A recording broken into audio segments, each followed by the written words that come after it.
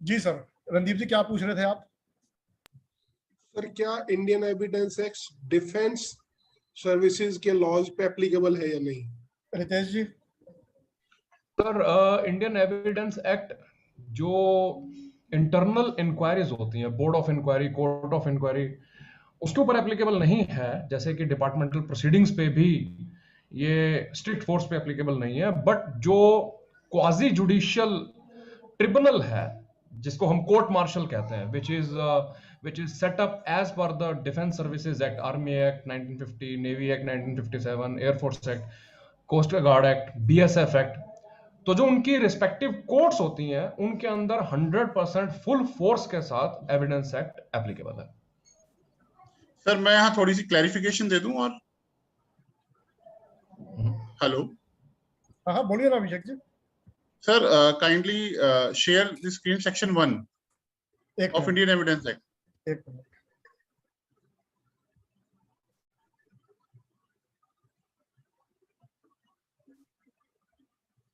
कौन सा section?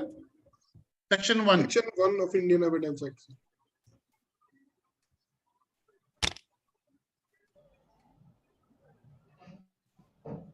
Short title. हाँ short title sir, second para.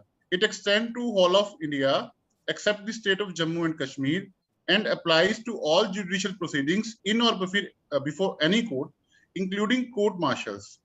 यहाँ तक ठीक है, but other than court martials convened under Army Act, the Navy Discipline Act, the Naval Discipline Act, the Indian Navy Discipline Act 1934 or Air Force Act, but not to affidavits presented to any court or officer, not to proceeding before an arbitrator. तो रणदीप जी आपके जो question था ना, वो इससे clear हो जाता है कि नेवी की भी कौन कौन सी प्रोसीडिंग्स के अंदर एप्लीकेबल है और अदरवाइज नॉट।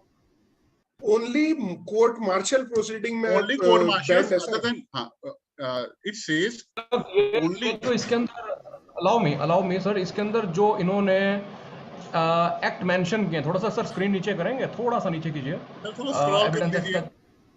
नहीं मैं नहीं कर पाऊंगा या नहीं, अब इसमें आप देखें इसके अंदर जैसे इसमें लिखा है including court martial other than court martial convened under army act 44 and 45 victor, ये रिपील हो चुका है, नया आर्मी एक्ट 1950 आ गया है। उसके बाद जो naval discipline act 2930 Victoria Sirsa 109, ये भी रिपील हो चुका है, नेवी एक्ट 1957 आ चुका है, और इंडियन एयरफोर्स एक्ट भी रिपील होके नया आ गया है। तो नए के अंदर जितनी भी कोर्ट मार्शल प्रोसीडिंग्स हैं या समरी ट्रायल्स है इंक्लूडिंग, क्योंकि मिलिट्री लॉ के अंदर दो तरह की प्रोसीडिंग्स होती हैं। वन इज समरी, जिसके अंदर commanding officer himself and only is empowered to take punitive actions, और दूसरा है कोर्ट मार्शल, जिसके अंदर प्रॉपर टाइप कोर्ट होती है। तो दोनों केसेस के अंदर एविडेंस एक्ट एप्लीकेबल है सर। सर रितेश जी मेरी ना एक रिक्वेस्ट और है आपसे, क्योंकि हमने नए एक्ट्स तो गो थ्रू नहीं किया कभी भी, तो आप उसमें रिपील एंड सेविंग क्लॉज और एक बार गो थ्रू कर लीजिएगा। रिपील और सेविंग क्लॉज विल क्लियर कि जो अदर जो कोर्ट मार्शल इस एक्ट के अंदर से हैं जो एक्सक्लूड किए हैं उस पे भी एप्लीकेबल है या नहीं है। मैं चेक कर लूंगा सर। हाँ प्लीज, क्योंकि मेरे को उसका आइडिया नहीं है, मैंने कभी उसको पढ़ा नहीं। ठीक है तो सर बिल्कुल सर। हाँ जी सर, हमारे आज का चैप्टर थे एविडेंस एक्ट के चैप्टर 3, हम चैप्टर 3 से शुरू कर लेते हैं। Sure sir. 56 सर। हाँ 56 हाँ खोल रहा हूँ sir. 56 fact judicial noticeable need not be proved. Sir कौन क्लैरिफाई करेगा इसको? सर अगर और कोई बताए नहीं तो फिर मैं करूं सर। उसको थोड़ा सा मैं बता देता हूँ। कई बार क्या होता है कि कोई ऐसा डॉक्यूमेंट जो कोर्ट को लगता है कि जेन्युइन डॉक्यूमेंट है और वो अगर फाइल पर आ जाता है, लेकिन कोर्ट ने उसको वो एग्जिबिट नहीं लगा हुआ और कोर्ट उस डॉक्यूमेंट को बिल्कुल जेन्युइन डॉक्यूमेंट मानती है, तो वो उस डॉक्यूमेंट को या उस फैक्ट्स को जुडिशियल नोट्स ले लेती है। वो अपना एक ऑर्डर पास करेगी इसके रिगार्डिंग कि इस डॉक्यूमेंट को मैं as a judicial notes file के ऊपर रख रहा हूँ, तो ऐसी स्थिति में जो वो फैक्ट्स है या वो जो डॉक्यूमेंट्स है उसको प्रूव करने की कोई जरूरत नहीं है। अभिषेक जी ऐसा ही है ना? बिल्कुल सर ऐसा ही है।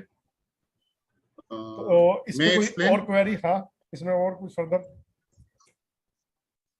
सर इसको और एक्सप्लेन कर लेते हैं कि अब जो facts which need not to be proved, there are two things in it. Basically there are these are two exceptions to evidence, कि जब भी हम कोई एविडेंस लेड करते हैं फैक्ट्स के रिगार्डिंग या डॉक्यूमेंट्स के रिगार्डिंग, तो हमने जैसे कल स्टार्ट किया था कि प्राइमरी एविडेंस, ठीक है, अभी ओरल एविडेंस हमने कल किया नहीं था, तो ओरल एविडेंस अब शुरू करेंगे। ओरल एविडेंस और primary evidence deal with documentary basically, पर प्राइमरी ओरल के लिए भी इस्तेमाल होती है। पर उन केसेस के अंदर जब एविडेंस की बात हम करते हैं, एक फैक्ट्स को प्रूव करने की या एक डॉक्यूमेंट्स को प्रूव करने की, तो उसके लिए ये दो एक्सेप्शंस हैं, section 56 and section 58। Section 56 deals about when the court can take judicial notice, तो दिस इज एन एक्सेप्शन। वहां पे मुझे वो प्राइमरी एविडेंस या ओरल एविडेंस लेड करने की जरूरत नहीं पड़ती, खत्म हो जाती है, वो कोर्ट की खत्म हो जाती है। इसमें दो क्वेश्चन, इसमें एक एक्सेप्शन और आती है कि कोर्ट उस जुडिशियल नोटिस को लेगी कैसे और कब। There are two things. Section 57 जो है वो ये क्लियर करता है कि कोर्ट किस किस पॉइंट्स के ऊपर जुडिशियल नोटिस ले सकती है। दो the section is not exhaustive, उसके अलावा भी बहुत सारे पॉइंट्स हैं जहां कोर्ट अपने आप जुडिशियल नोटिस ले सकती है, depending on the facts of the case. तो जुडिशियल नोटिस जैसे ही लेती है, पुष्कर जी वाली बात कि वहां पे रिक्वायरमेंट नहीं रहती। अब इसकी नेसेसिटी क्यों थी सेक्शन की? इसलिए कि जो टाइम हम इस डॉक्यूमेंट को और इफेक्ट को प्रूव करने में लगाते हैं वो बच सके। तो judicial notice is the first exception, and second is admission by the adverse party about Abhishek ji existence of a fact or document। Abhishek ji मैं रोक रहा हूँ आपको। मैं मेंबर से जानना चाहूंगा कि क्या 56 और 57 सबका कंसेप्ट क्लियर हुआ है या कोई क्वेरी है, ताकि हम आगे ओरल एविडेंस पे जाएं। सर मैं एग्जांपल भी दे रहा हूँ इसके। मेरी क्लैरिफिकेशन है सर। हाँ बताइए। वर्ड प्राइमरी कभी भी ओरल एविडेंस के लिए इस्तेमाल नहीं होता सर। नहीं, मैंने आपको कहा, अभिषेक जी क्लैरिफाई किया। एक मिनट रणदीप जी, जो आपकी क्वेरी है ना, अगर वो क्वेरी 56, 57, 58 के प्रीव्यू में है तो हम इस सेक्शन में उसको कवर करते हैं। नहीं तो वो जो क्वेरी हमारी जिस सेक्शन में कवर होती है ना, हम अगर उसमें कवर करेंगे ना तो उसका एग्जांपल जो हम दिया जाएगा तो ज्यादा बेटर रिजल्ट देगा हमें। ठीक है सर।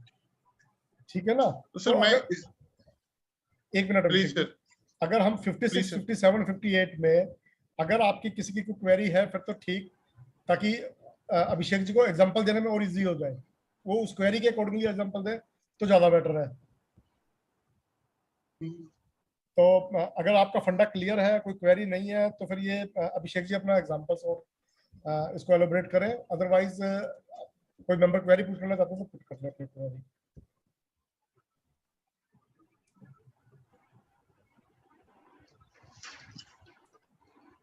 अभिषेक जी बताइए, आप बताइए sir. Allow me one thing, कोई नोटिफिकेशन अगर सरकार की आई हुई है विच इज जो आम जनता को नहीं मालूम है या आम जनता तक नहीं पहुंची है या इवन एडवोकेट्स तक अभी ट्रिकल डाउन हो रही है, पूरी तरह से नहीं आई है, so will it be counted as judicial notice? बिल्कुल, इसमें कोई डाउट नहीं है, क्योंकि सेक्शन 56 यही सेक्शन 57 एविडेंस एक्ट इटसेल्फ में कहता है all laws in force in territory of India, clause 1, all public act passed or thereafter to be passed by parliament and all local and personal act directed by parliament to be judicial notice।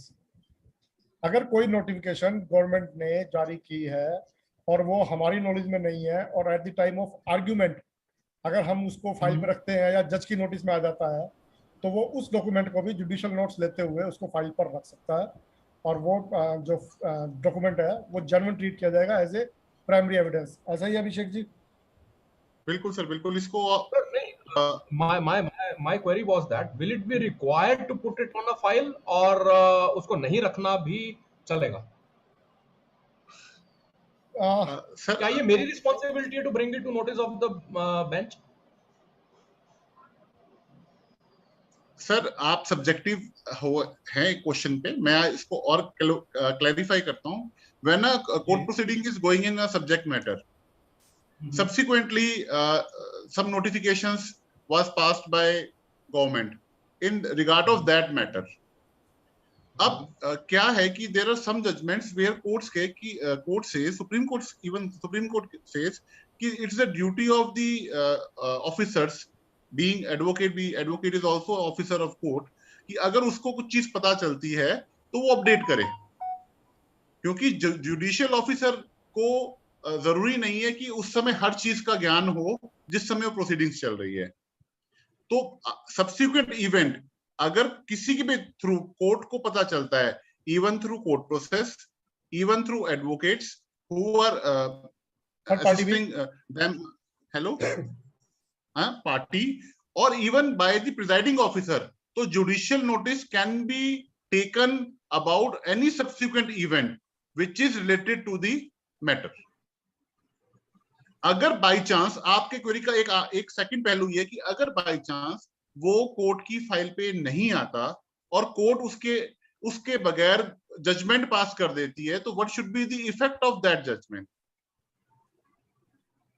Question यहाँ आके आता है, पर उसका effect क्या appeal के अंदर that will be satisfied. मेरा सर एक और इसके अंदर क्वेरी इसी से फ्लो होती है कि क्या जैसे कि एक जजमेंट है जिसके अंदर court can take notice of a custom which has been repeatedly recognised by the courts, तो क्या इसके अंदर अगर कस्टम एंड ट्रेडिशंस भी कोर्ट जुडिशियल नोटिस ले सकती है?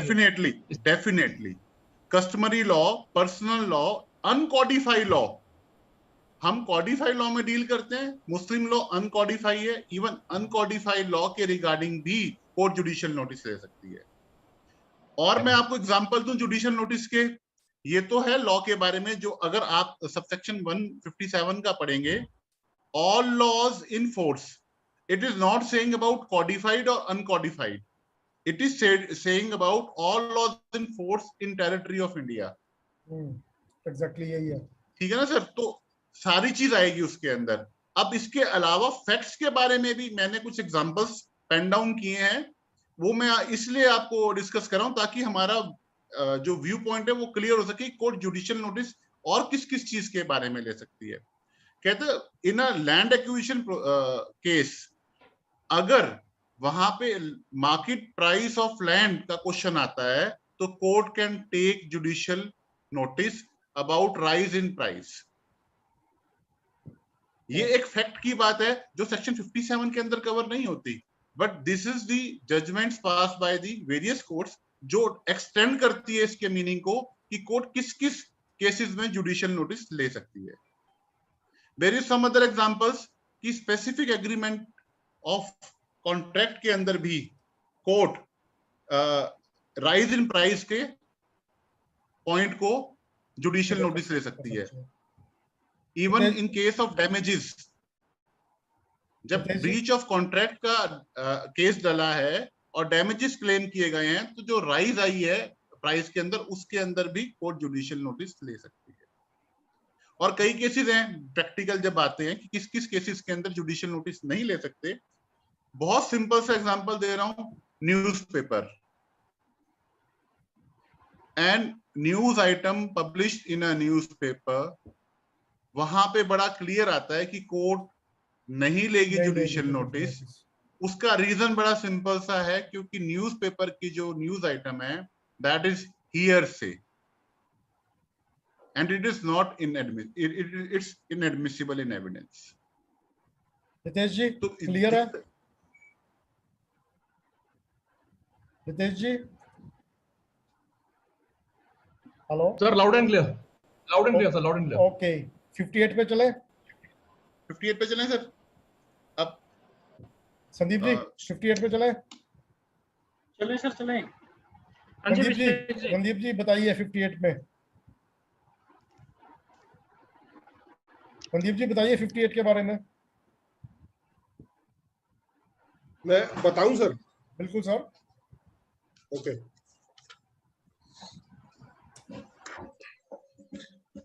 58 कहता है sir, facts admitted need not to be proved. कोई भी ऐसा फैक्ट जो इन इशू है इन बिटवीन पार्टीज, या कोई रेलेवेंट फैक्ट जो उस फैक्ट इन इशू को प्रूव करने के लिए इस्तेमाल किया जाना है, अगर वो कोर्ट में प्रेजेंट किया जाता है और दूसरी पार्टी, ऑपोजिट पार्टी जिसने प्रेजेंट किया है, उसने उसको एडमिट कर लिया, तो उसको कोर्ट में प्रूव करने की कोई भी जरूरत नहीं है। Suppose there is a fight between A and B.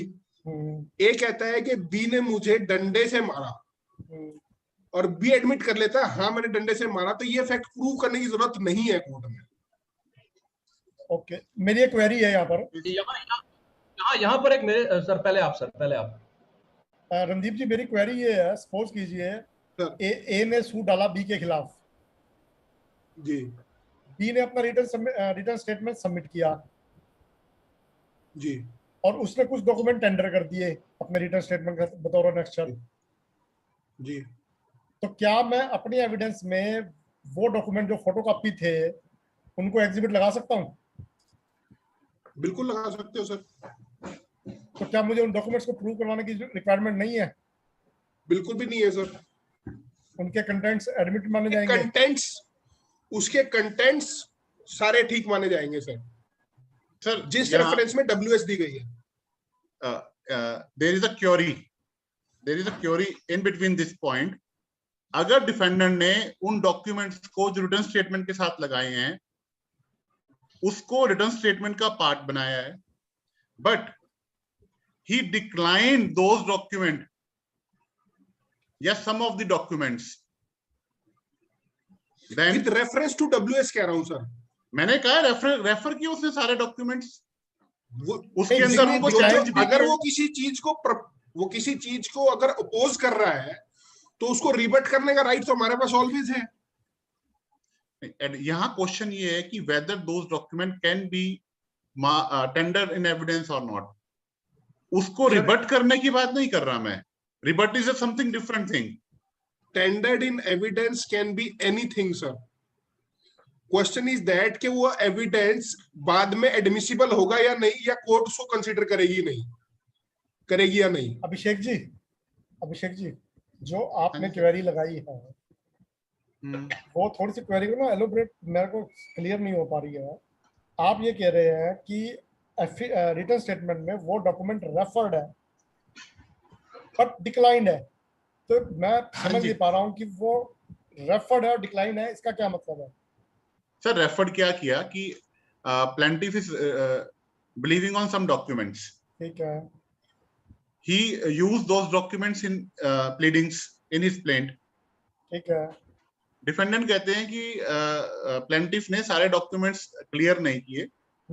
There are some more documents which has been concealed by plaintiff, which shows that the case of plaintiff is not according to the documents which he मैं यही कह रहा हूं produced in part।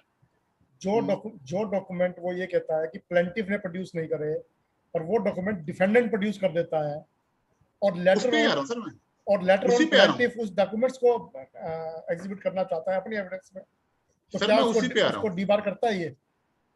Sir debar मैं वही तो कर रहा हूं। अगर वो डॉक्यूमेंट्स, अगर वो फोटोकॉपीज हैं, हाँ। अब इस पे एक क्वेश्चन में मैं एक एग्जांपल लिए बैठा हूं इसके लिए भी कि एक डॉक्यूमेंट जो एक फोटोकॉपी है, that original has not been produced by defendant. अब ये उसकी प्लीडिंग पे डिपेंड करता है कि उसने उस डॉक्यूमेंट को जो प्रोड्यूस किया है उससे रिटर्न स्टेटमेंट में उसको एलोबरेट कैसे किया है।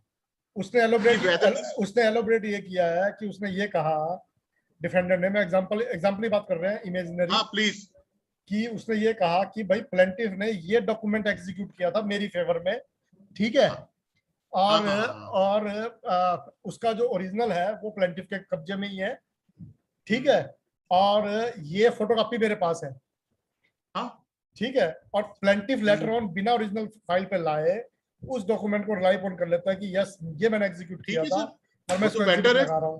हाँ ठीक है, तो 58 के तहत अब हमें उस कंटेंट्स को प्रूव करवाने की रिक्वायरमेंट खत्म हो चुकी है, खत्म हो जाएगी, बिल्कुल खत्म हो जाएगी। रितेश जी आपकी क्वेरी थी।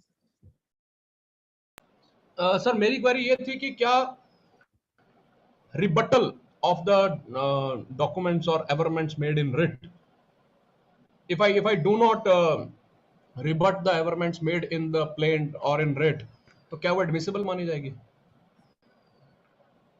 सर पहले Sir, तो आपको रिबटल का कंसेप्ट क्लियर करना पड़ेगा। क्या क्या क्या मैं दूसरा इसको और ढंग से फ्रेम कर देता हूँ, क्या मेरा साइलेंस मेरी एडमिशन मानी जाएगी? according to civil law, yes. No. उसके लिए आप ऑर्डर 7 ऑर्डर 8 पढ़े सर, उसमें क्लियर मेंशन्ड है कि प्लीड। सॉरी रणदीप जी गलती से अनम्यूट हो गया। रणदीप जी अनम्यूट कर लो प्लीज, सॉरी गलती से म्यूट हो गया। कोई बात नहीं सर। अभिषेक सर कुछ कह रहे हैं सर। सर रणदीप, मैं थोड़ा सा और एक्सप्लेन करूं। There are two things. मैंने एक प्लीडिंग ली, अपोजिट पार्टी ने उसको अगर सिर्फ डिनायल किया है या उसको एक्सप्लेन करके डिनायल किया है तो उसकी रिबट्टल की रिक्वायरमेंट नहीं होती। अगर उसने सब्सिक्वेंट रिबट करने के बाद मेरी प्लीडिंग को, प्लेंट को, उसने कुछ नए फैक्ट इंट्रोड्यूस किए हैं जो मेरे प्लेंट का पार्ट नहीं है, जिसको मैंने एक्सप्लेन नहीं किया, और मैं अगर उसको रेप्लिकेशन के द्वारा रिबट या रिप्लाई नहीं करता, then it amounts to admission, otherwise not. तो इसका मतलब सर अगर आई मतलब silence is admission if not I would Right. say new facts are, Exactly, new facts are not replied. if new facts are not replied then silence is admission. Yes. ठीक है sir. ठीक है ना sir Pushkar जी? बिल्कुल ठीक है sir. 58 पे कोई और क्वेरी किसी की? कंसेप्ट क्लियर हुआ? 58 पे सर अभी मैं इस पे कुछ एग्जांपल्स है, जो एक बड़ा एग्जांपल, इंटरेस्टिंग एग्जांपल लेके आया हूँ जी। मैं शेयर ही करूंगा क्योंकि ये प्रैक्टिकल क्वेश्चन है। क्योंकि कल मैंने एक क्वेरी की थी आपसे भी और परवीन सर से भी कि अगर एक कंसेंट डिग्री एक ऐसे डॉक्यूमेंट पे हो जाए जो प्रैक्टिकल एडमिसिबल नहीं है और एग्जिबिट लग जाए, तो क्या court is bound to pass the decree और नॉट? आप लोगों ने कहा था कि वो फैक्ट्स एडमिट हो चुका है, तो यस। नहीं, मैंने अपना जवाब नहीं दिया था इसके ऊपर क्योंकि मैं खुद डाउट में था। अब इसको मैं क्लैरिफाई कर देता हूँ सर, जो मेरे को समझ आया। हाँ बताइए। मैं अपना नजरिया देता हूँ, क्योंकि जो सेक्शन 58 है उसका जो सेकंड पैरा है 58 वो का मेरी वर्जन को थोड़ा सा सपोर्ट करता है। If the court may in its discretion require the facts admitted to be proved otherwise than by such admission. बिल्कुल ठीक है। तो वो कहते हैं कोर्ट की डिस्क्रिशन है यहाँ पे कि अगर उसको लगता है कि एडमिशन दे भी दिया ना, तब भी कोर्ट कैन कॉल। क्योंकि कल मेरा व्यू यही बन रहा था, हालांकि मैंने दिया नहीं था, कि ऐसा नहीं होता। हम कोई भी डॉक्यूमेंट अगर दोनों पार्टी मिलकर एडमिट कर ले तो कोर्ट बाउंड नहीं है। कोर्ट बाउंड नहीं है। अगर उसको लगता है कि मुझे ये फैक्ट्स वाकई ही प्रूव करवाने हैं तो वो डायरेक्शंस दे सकती है कि नहीं, मुझे ये डॉक्यूमेंट्स या ये कंटेंट्स प्रूव करवाने हैं, आप इसको ऑन मेरिट प्रूव करो। मेयर एडमिशन सफिशिएंट नहीं है। हाँ, इस पे एक क्वेश्चन और है जिसपे सुप्रीम कोर्ट डिफर करती है, बट क्वेश्चन बड़ा इंटरेस्टिंग है कि when there is a dispute in regard to a document which is asserted by plaintiff, it is executed between plaintiff and defendant, but the document is unstamped and unregistered, which is required by law to be stamped and registered. उस case के अंदर अगर defendant admission दे देता है तो क्या उस document को कोर्ट कंसीडर करेगी, टेंडर करेगी एविडेंस में या नहीं?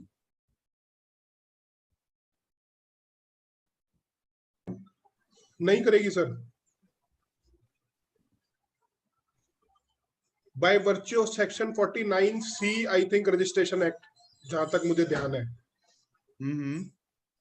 कोई भी ऐसा डॉक्यूमेंट जिसकी रजिस्ट्रेशन रिक्वायर्ड है और रजिस्ट्रेशन नहीं की गई,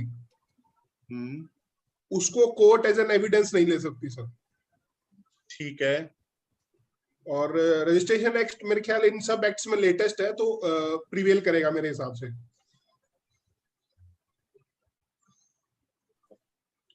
एनी अदर व्यू?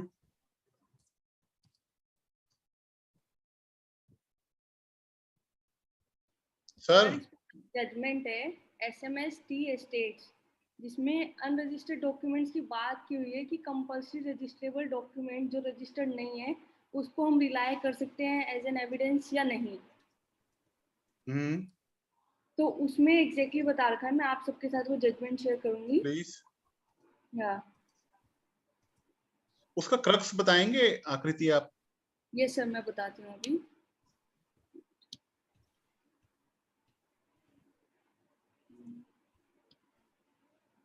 सेक्शन कौन सा बताया सर रणदीप जी आपने?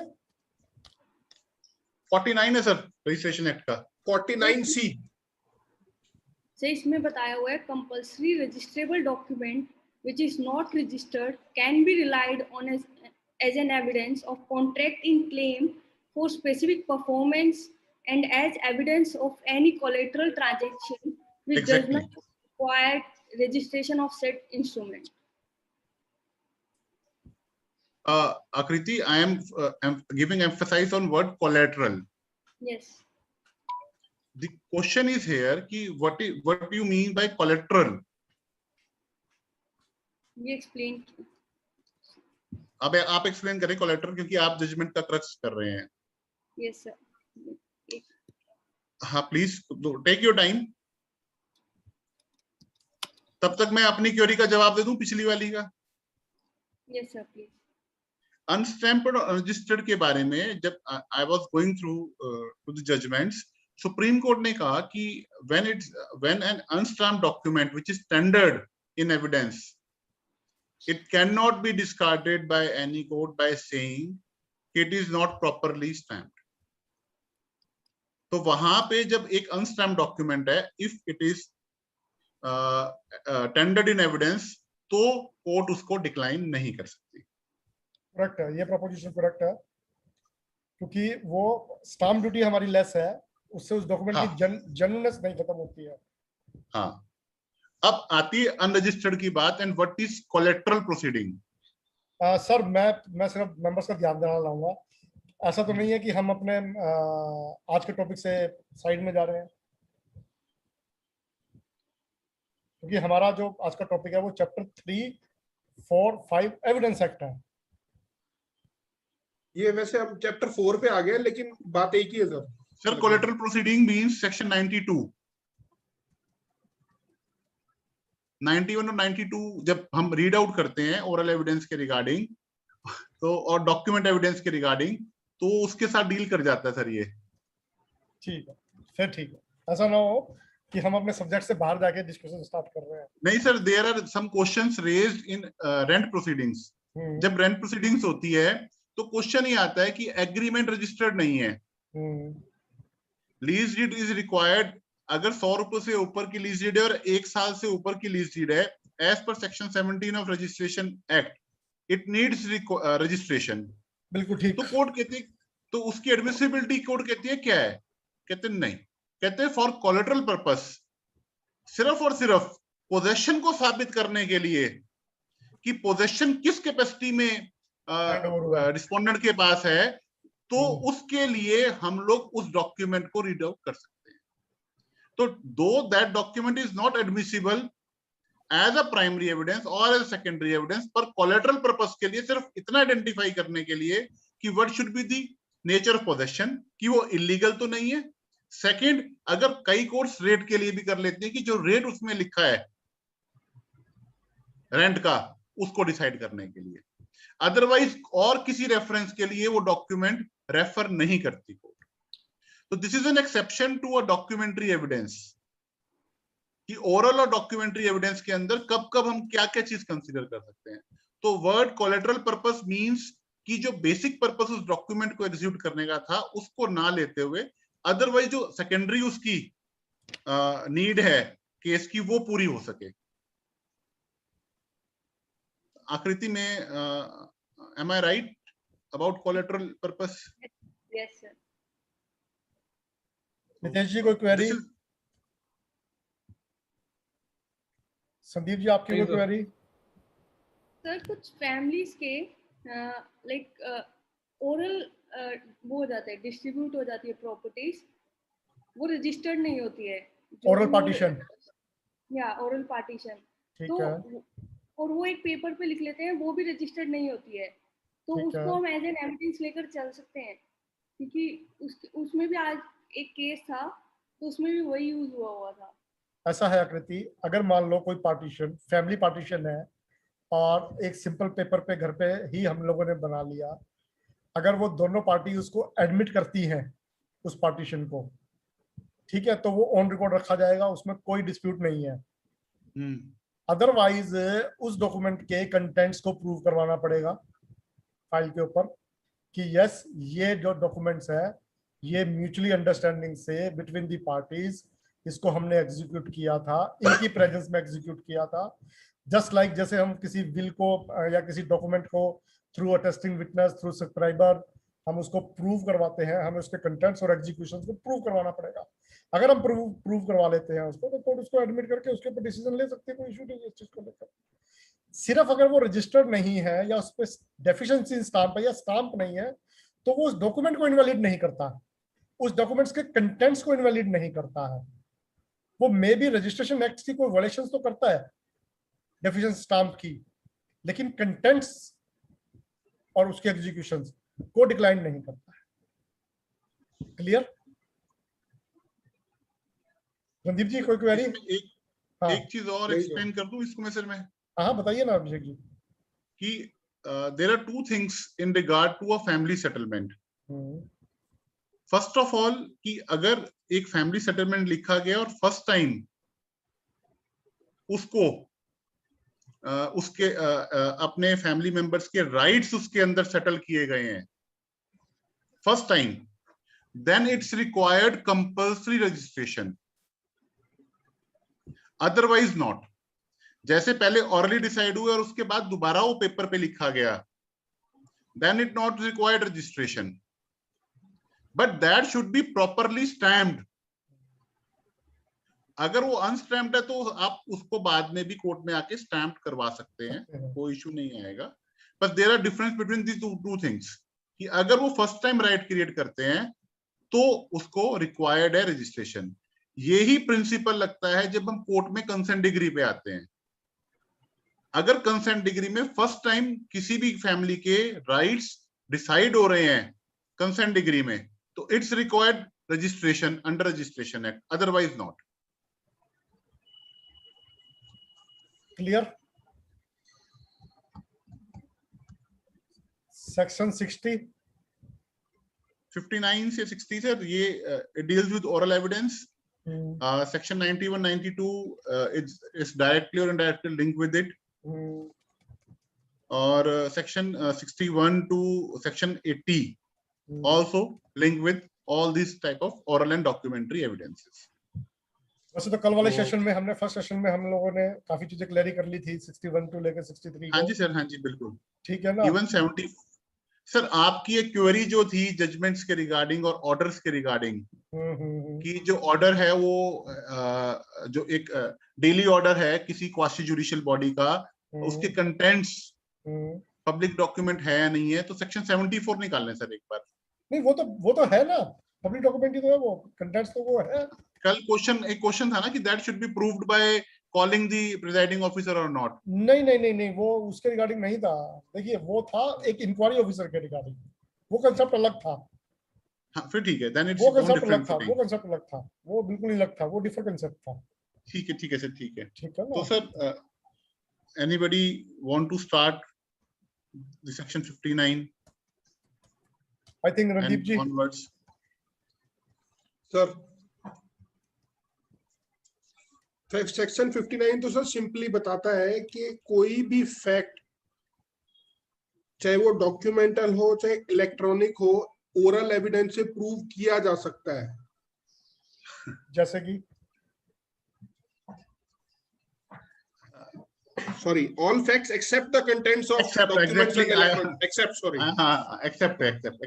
except है word except है, इनके सिवाय कोई भी एविडेंस ओरली दिया जा सकता है। लेकिन इन सेक्शंस के साथ ना सर हम बहुत सारे सेक्शन पढ़ते हैं, जैसे सेक्शन 60 इसके साथ ही पढ़ा जाएगा हमेशा, 59 रेड विद 60 कि oral evidence must be direct.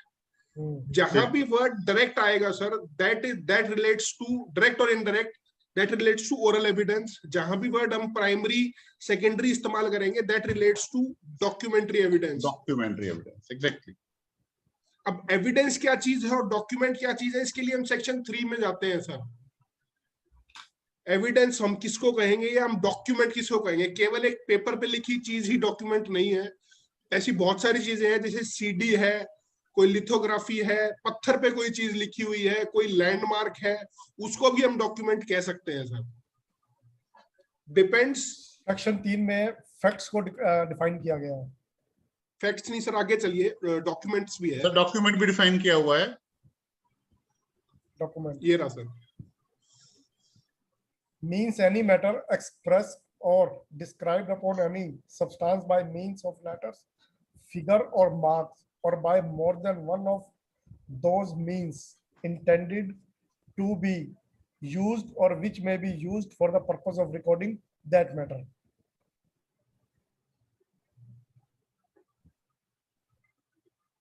अभी sir by virtue of IT act amendment sir, CDs, electronic signatures, ये सब भी डॉक्यूमेंट्स कहलाए जाते हैं।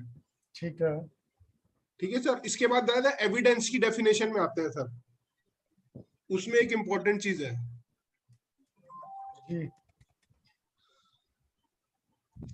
Evidence means and includes all statements which court permits और required to be made before it by witness in relation to matters of fact under inquiry. Such statements are called oral evidence.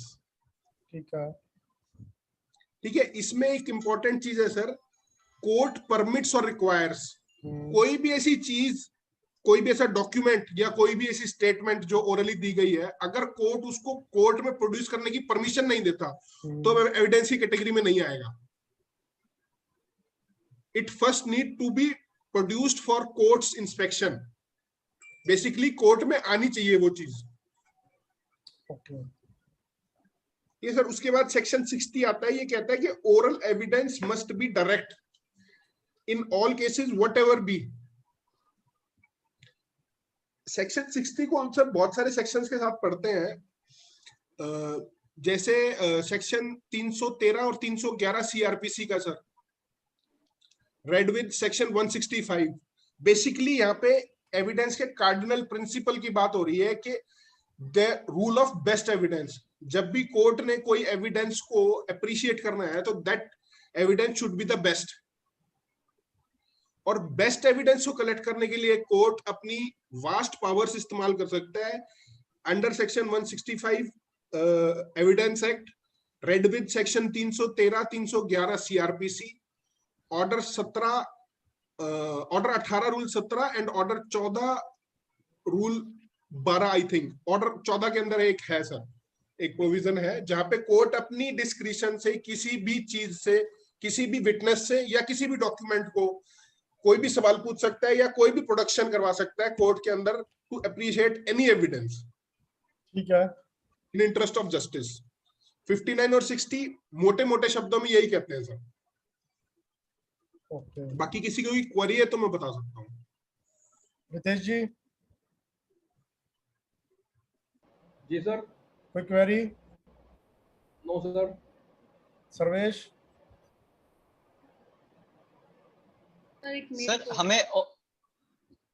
हमें oral evidence के लिए testify करना पड़ेगा। Testify से क्या समझते हैं आप? कि हमें उस ओरल एविडेंस का प्रूफ लाना पड़ेगा, हमें उसकी ऑथेंटिसिटी बतानी पड़ेगी। ओरल एविडेंस हमेशा ओथ पे होता है सर्वेश। ओके। और अगर आप ओथ पे झूठ बोलते हो तो you are liable under IPC 191, section 191। हाँ ठीक है। और किसी भी ओरल एविडेंस का प्रूफ आप ला ही नहीं सकते क्योंकि वो रिटर्न में या कहीं डॉक्यूमेंटेड नहीं थी जब भी आप उसका ओरल एविडेंस दे रहे हो। ओके। क्वेश्चन एक इतना सा है रणदीप, अभिषेक सर्वेश एक मिनट पहले एक बार रितेश जी को क्वेरी पुट कर रहे हैं या आप उसी कंटेक्स्ट में बात कर रहे हैं?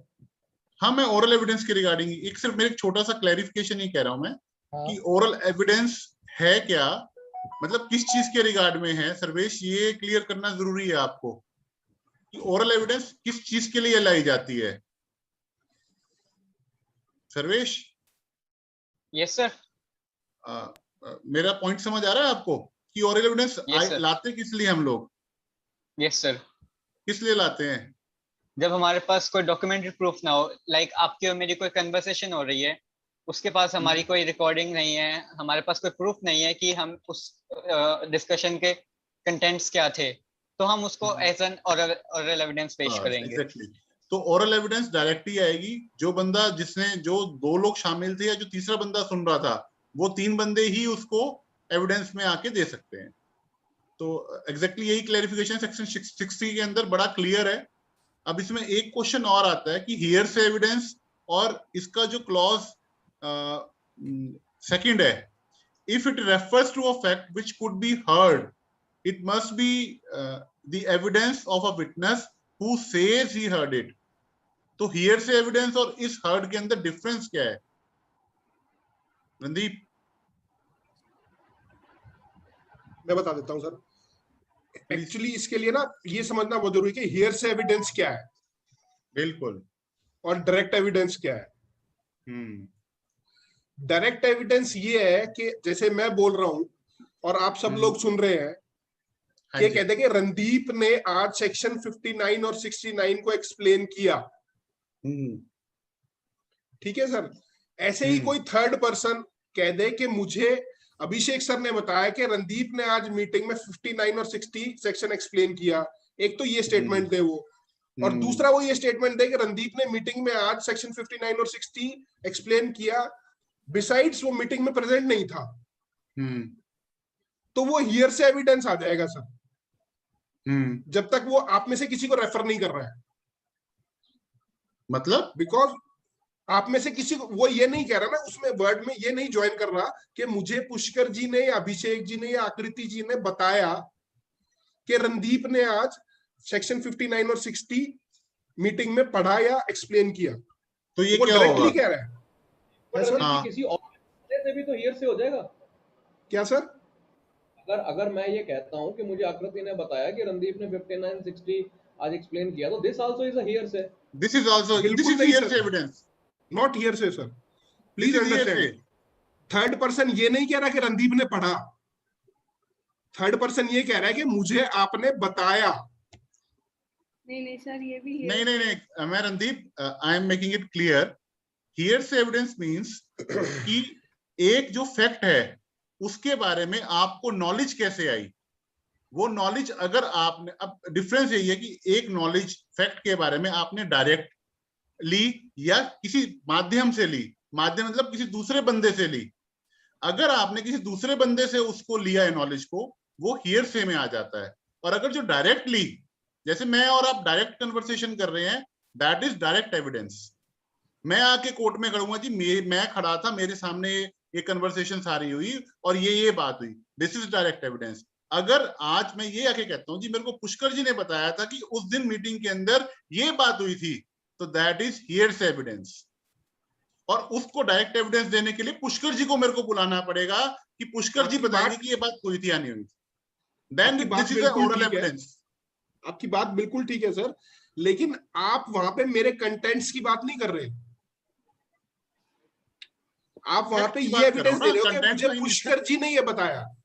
हाँ, तो वो हियर से होगी। जैसे मैंने पुष्कर जी का नाम लिया, हियर से कैसे हो गया सर? आपने पुष्कर जी से डायरेक्ट इंफॉर्मेशन लिया है। No. That is what I am saying. Ki hearsay means you are borrowing the knowledge from some other person in regard to a fact. I am also saying that I have borrowed that knowledge. I am also saying that I have borrowed that knowledge. Randeep जी, अगर आप उसको अपना सुन के किसी भी करी हुई बात को सर अपना आप मिर्च मसाला के लगा के बताते हो, that is Randeep ji, hearsay. Hello sir. Randeep ji देखिए, अगर हम सेक्शन 60 के क्लॉज सेकंड को पढ़ते हैं, मैं हाईलाइट कर रहा हूँ सर। देखिए, ये इटसेल्फ में क्लियर कह रहा है और ये वही चीज क्लियर कर रहा है, if it refers to a fact. ठीक है, यानी कि मैं कोई ऐसे फैक्ट्स को रेफर कर रहा हूं विच कुड बी हर्ड, जो मैंने सुना हुआ है। it must be the evidence of the witness who says he heard it. जो अभिषेक जी कह रहे हैं ना, अभिषेक जी बिल्कुल ठीक कह रहे हैं कि मान लो अभिषेक जी ये क्लेम करते हैं कि आज फला फला कचहरी में ये सीन हुआ और पुष्कर जी वहां थे और पुष्कर ने मेरे को ये सीन नरेट किया है, तो फॉर द पर्पस ऑफ जिसको अभिषेक जी बता रहे हैं उसके लिए ये हेयर से एविडेंस है, अनलेस जब तक उन लोगों के सामने पुष्कर आके ये ना कह दे कि भैया ये इंसिडेंट मेरे सामने हुआ था और वहां पर मैंने इसको सुना था और जो अभिषेक जी ने आपको बताया है वो बिल्कुल ठीक बताया है।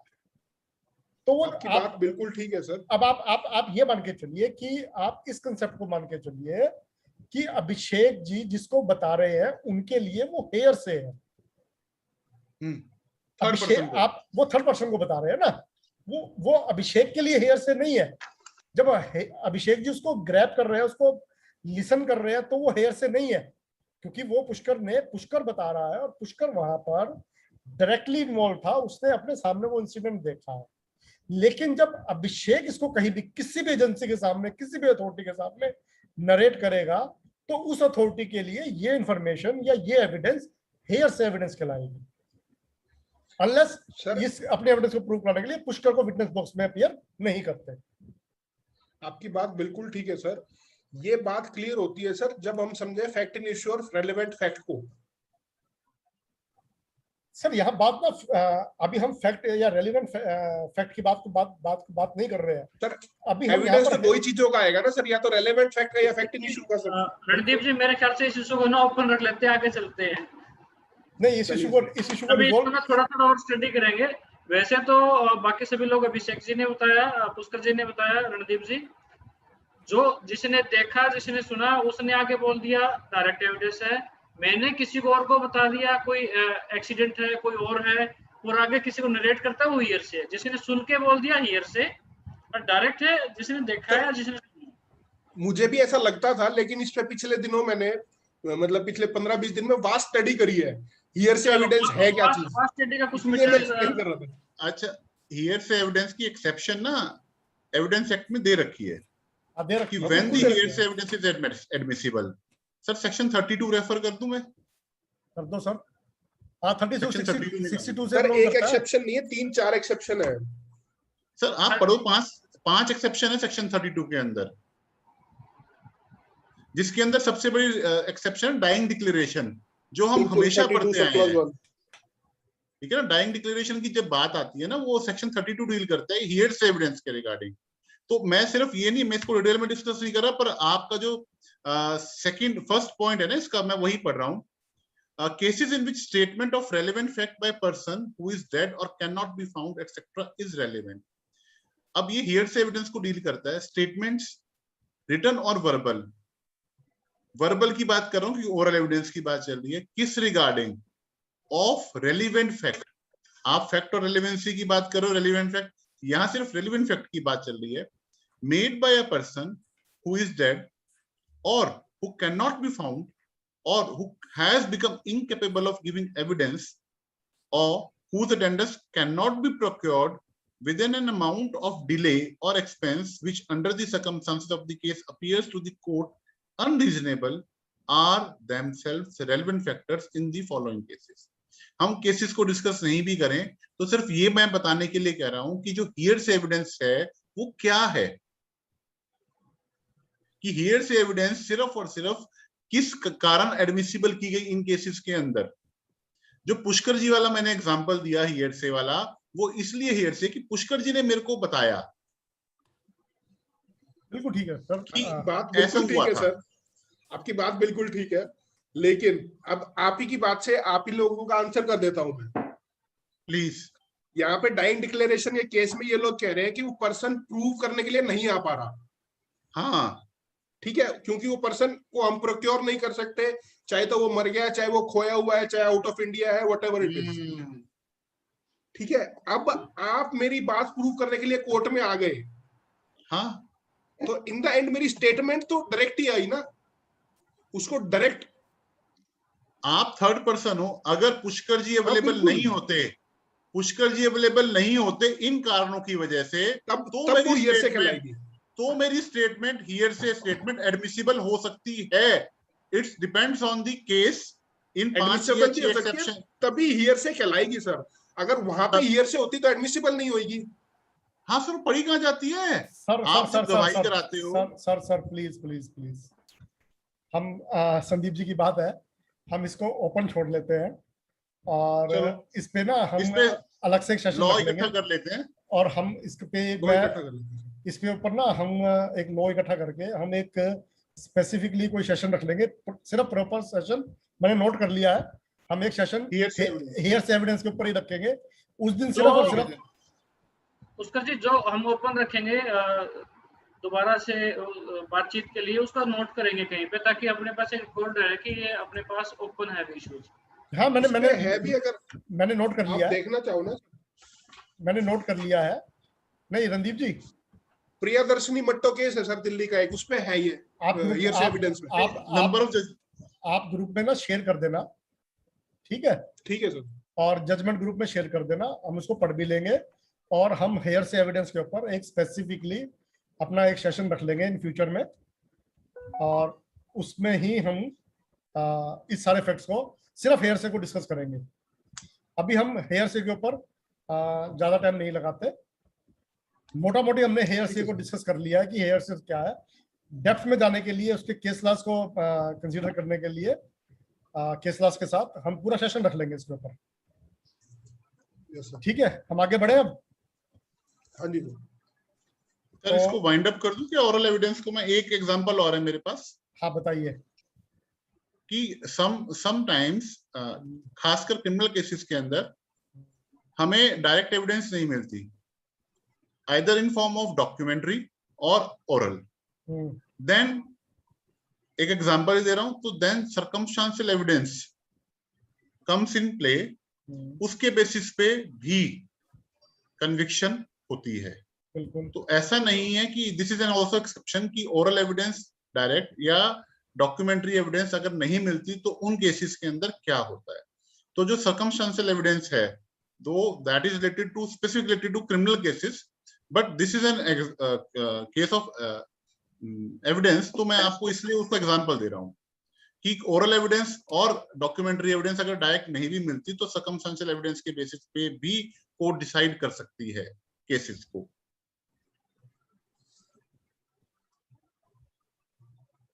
So this is all about circumstantial evidence. Further proceed करें सर? बिल्कुल सर, काफी टाइम हो गया है।